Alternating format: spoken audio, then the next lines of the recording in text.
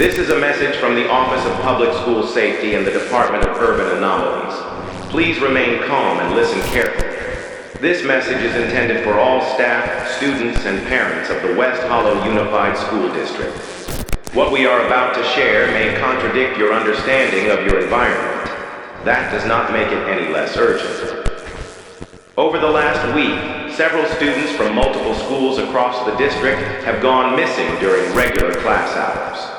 Surveillance footage consistently shows the same detail before each disappearance.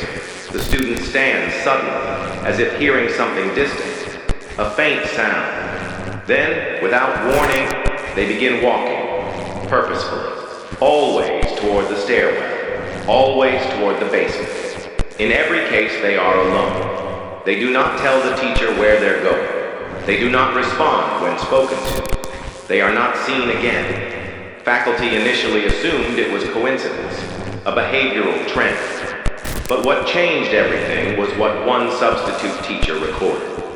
She heard it too, a single sharp bell tone. Not the usual chime. This one rang low, deep, like metal dragged across stone. The students didn't react. Only she did. The sound came from below. She followed it. She is now missing.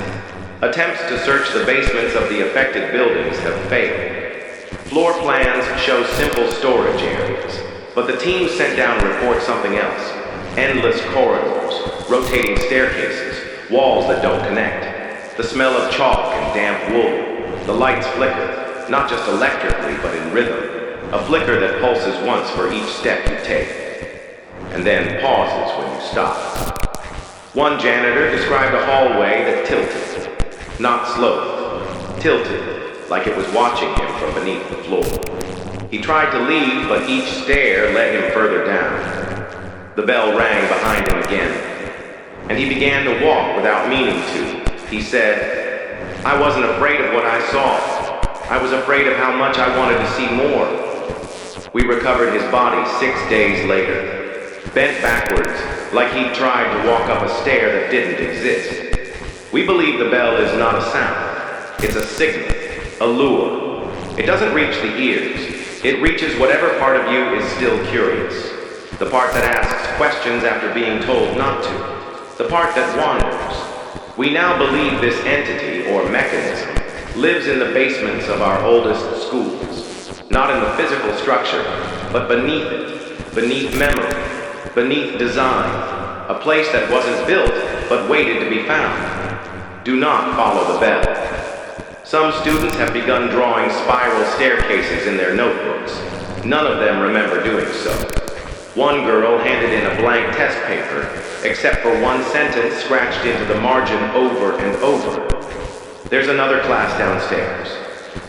There is no class downstairs.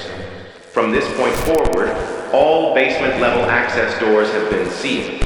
Do not attempt to open them. Do not investigate if you hear the bell.